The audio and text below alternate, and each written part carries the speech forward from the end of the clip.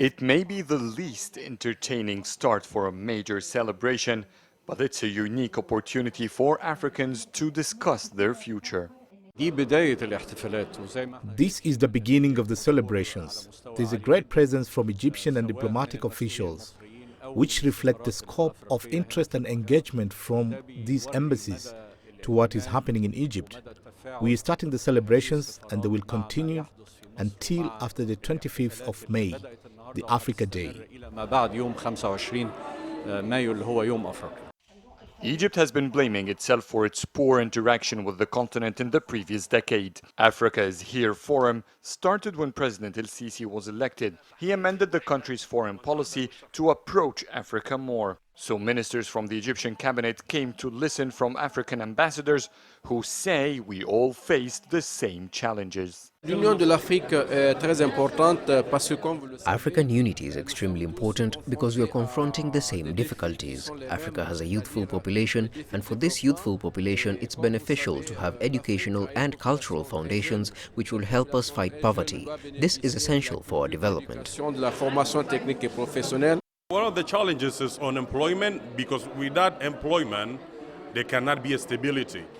Because without the employment, we cannot eradicate poverty. And without employment, there cannot be a stability. That's why you see, because of the poverty, a lot of people, especially the youth of Africa, they engage of criminal activities. And when there are criminal activity in Africa, we cannot have a stability. First of all, we need to eradicate the poverty. We need to have access to education, and we have to have the access to the fundamental human needs, which are very important. Cairo has already started to work on these issues with its African friends. The country has doubled its annual foreign fund for the continent, expanding its infrastructure projects and educational scholarships offered to African youth. Africa has many countries witnessing high growth rates, which makes many foreign countries race to be present inside Africa. This has become of interest to Egypt. We are witnessing active presence for some Egyptian companies in the continent, not just big names like Al Nasri or Arab contractors, but also our SMEs are expanding there. As one of the founding members of the African Union, Egypt is now living up to its responsibilities toward the continent. Yes, the celebration started with a forum, but there are great cultural and entertainment performances scheduled during the rest of the month. Happy Africa Day. Adel El Mahrouky, CCTV, Cairo. Well, let's get more insights on Africa Day. And joining me live from our Johannesburg studios is Matebe Chisiza. She is a visiting scholar at the South African Institute of International Affairs.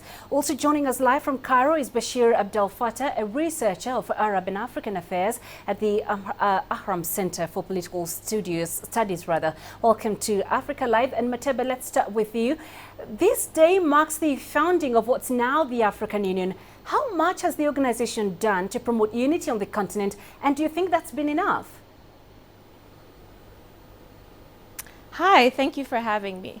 Well, since the establishment of the African Union in 2002, the AU has been responsible for doing a lot of things in a lot of aspects on the continent to help promote unity.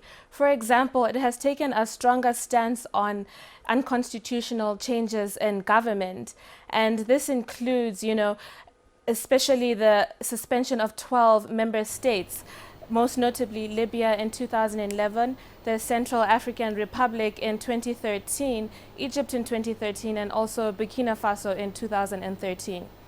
Africa Union has also been able to encourage more intra-African trade, and it's done this through founding, giving a lot of money, resources to the regional economic communities. And in a sense, because it's been able to do this, there has been an increase in the intra-African trade on the continent.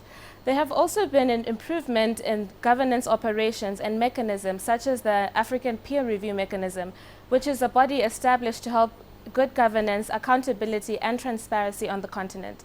But as you mentioned, this is not enough. There is still a lot more that can be done. The intra-African trade that I talked about earlier stands only at 5% in Africa. Our leading trading partner is still China, and this needs to change. Africa needs to utilize the resources on the continent to be able to move forward into the global economy and also make us equal partners in the international community. Right. In addition to the governance and Thank you. Allow me to just chip in because I want to rope in Bashir in Cairo, because Bashir, there's this view that Sub-Saharan Africa is separate from North Africa. What more can Egypt, for instance, do to foster deeper ties between North African and Sub-Saharan Africa?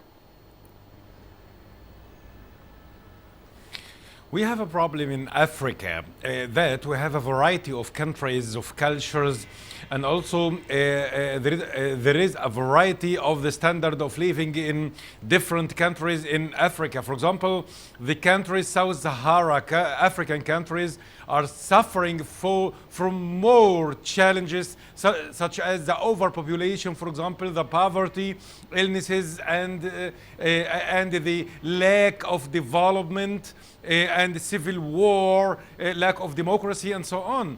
So I think there are many challenges in front of the African countries. It needs deliberation and talks between the African countries themselves and the African countries and the donors from outside. You need to operationalize the agreements and the deals between the African countries and the Western countries. We need support in education, in health, in development. We need sustainable and comprehensive development, because the problem of the African countries that they don't have a strategy. They cannot resume the program and the projects of the development. So I think we need to operationalize the African Union first. We need tools, instruments, mechanisms to operationalize all the agreements and the devices and the mechanisms of the African Union before we talk with the outside world to give support to the African countries. All right, let me come to you, Matebe. There's this belief that the continent has much to celebrate on Africa Day. Others say we're facing so many crises right now. What's your take on that? Do we celebrate or do we mourn? I think this is part and part. We do have cause to celebrate. For example, on the 29th of March, the World Health Organization Director General Dr. Margaret Chan declared the end of the public health international concern regarding the Ebola outbreak in West Africa. In addition to that, Rwanda is still the only country in the world with the highest number of female parliamentarians. And in a sense, it's working every day to increase this and help for women's rights within the country. These are steps forward. However, there is much for concern and there is much for improvement. For example, the African Union needs to be quicker in its response to crises on the continent. If we're talking about the Libya crisis in 2011, the African Union met in February of that same year, and the Peace Security Council discussed a roadmap on how to deal with the Libyan crisis. However, they were not able to send, not one African country volunteered troops to send to Misrata, the main fighting ground in Libya. And because of this delay, it caused the UN intervention as well as NATO to declare a no-fly zone over Libya. So in a sense, if the African Union can become quick to response and demand quick action and a step down of the leaders, then this is what will move forward. But the xenophobic attacks that were plaguing South Africa are one of the main problems that Africa is facing right now. Education is very paramount to let citizens in South Africa and in other countries know that their civil liberties are being protected by their governments. They won't lose their jobs. There are enough resources to go around. And as my colleague mentioned earlier, education is what we need in Africa right now. The Fees Must Fall campaign last year in December in South Africa is one of the showings that there is need for change. The young people do want to be educated and they do want chances for employment on the African continent. All right, we shall leave it there for now. Thanks very much to Matebe Chisiza in Johannesburg and Bashir Abdel Fattah coming to us live from Cairo.